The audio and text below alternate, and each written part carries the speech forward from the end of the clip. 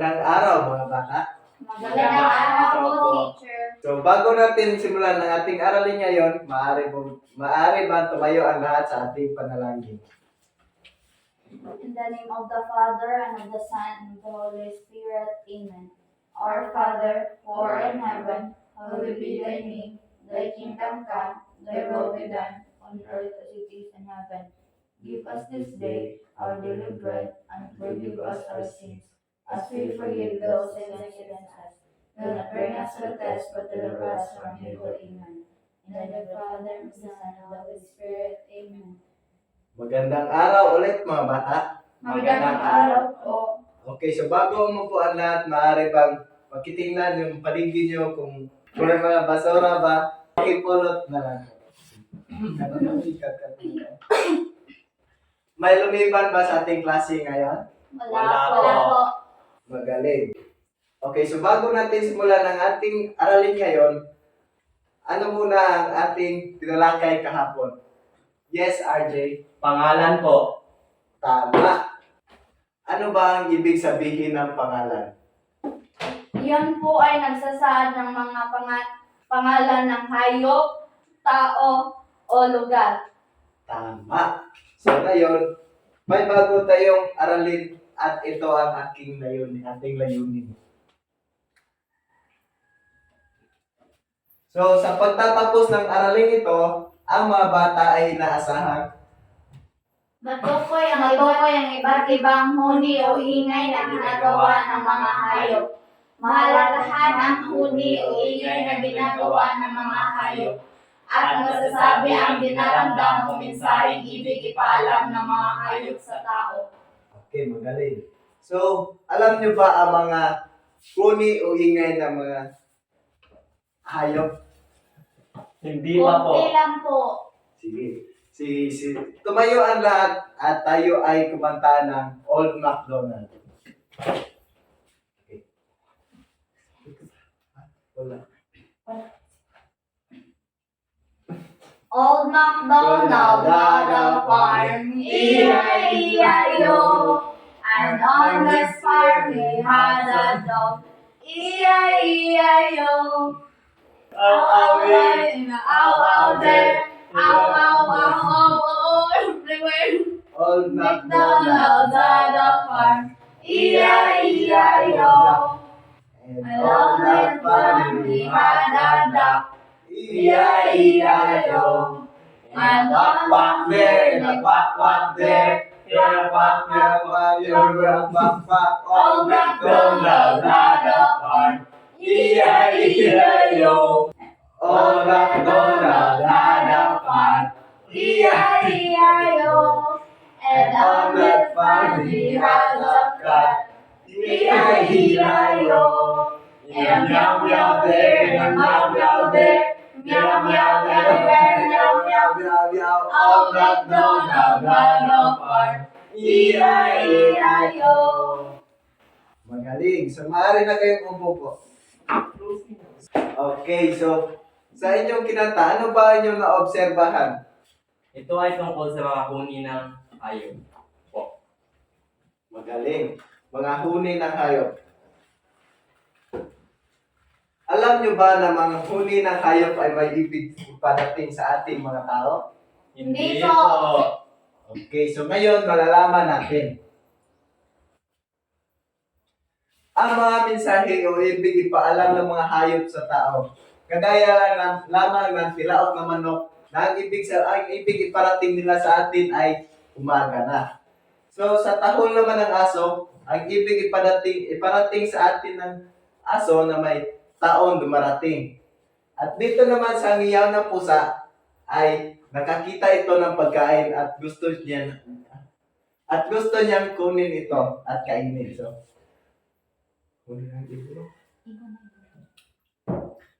sa huni ng ibon, ang ibig ipadating naman dito sa atin ng mga tao na maganda ang panahon.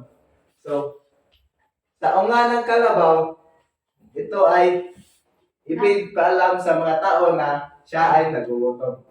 So ngayon, alam nyo na ang mensahe o ibig ipaalam ng mga hayop sa pamamagitan lang ng paghuni para sa atin. So, ano nga ba ang tunog sa tumitilaok na manok?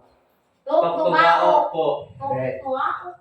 Very good. So, sa sumisisip na sisiyo. Okay, very good. Sa sumisigaw naman na baka? Ma. Ma. Oh, very good. So, ngayon,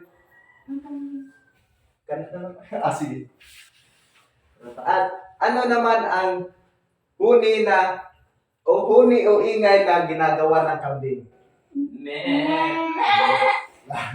Very good. So ngayon, alam nyo na ang ibig ipaalam at mga huni ng hayop. Meron ako inihandang pasulit dito at gusto kong kumuha kayo ng sangkapat na papel at sagutan ito.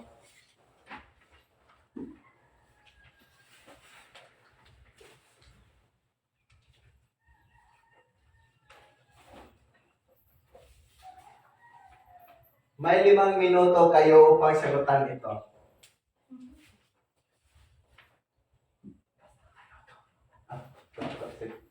So, ang panuto, pagtambalin ang hanay A at hanay B. Sa ikalawang panuto naman ay piliin ang tamang sagot.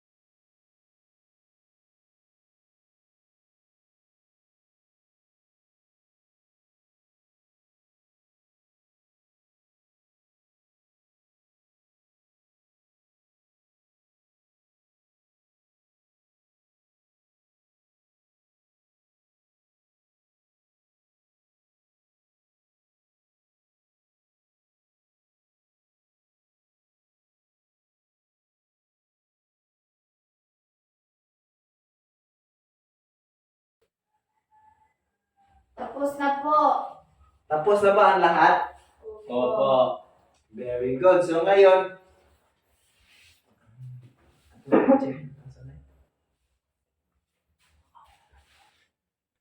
ate, i-check ang inyong mga sagot kung tama ba ito. So number 1, sino ang gusto sumagot? Yes, RJ. Banis na. Wala ka na. Asa, may paper. Tiktilaok po. Very good. Sa pangalawa naman. Ako po. Sige, Mary Joy. Basta. Baka. Mu. Very good. Sa pangatlo. Yes, Leslie. Kambing. Me.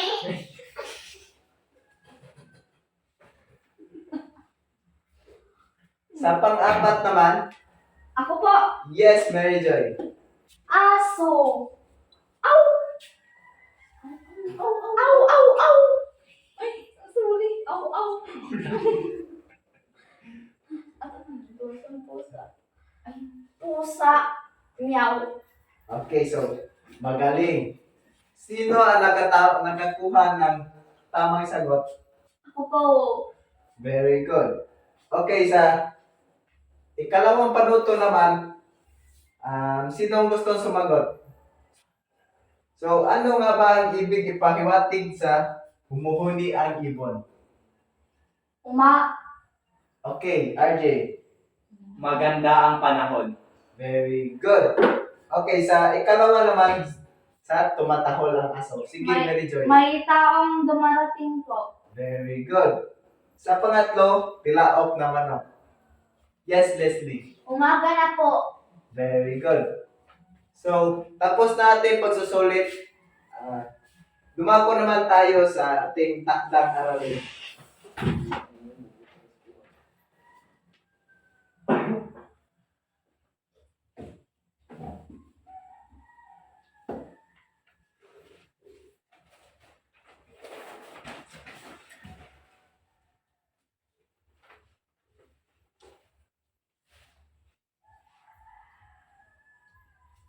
So sa ating takdang aralin is gumuhit kayo ng paborito niyong hayop at ibigay ang huni nito at bakit ito humuhuni.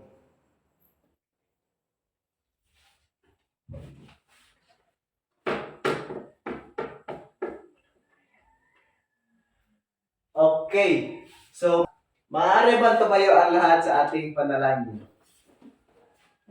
In the name of the Father, and of the Son, and of the Holy Spirit. Amen. Our Father, who art in heaven, hallowed be thy name. Thy kingdom come, thy will be done, on earth as it is in heaven. Give us this day our daily bread, and forgive us our sins, as we forgive those who sin against us. Do not bring us to the test, but deliver us from evil. Amen. In the name of the Father, and the Son, and the Holy Spirit. Amen. Goodbye, And teacher. Thank you, teacher. Goodbye, classmates. Goodbye. See you Goodbye. on Monday morning.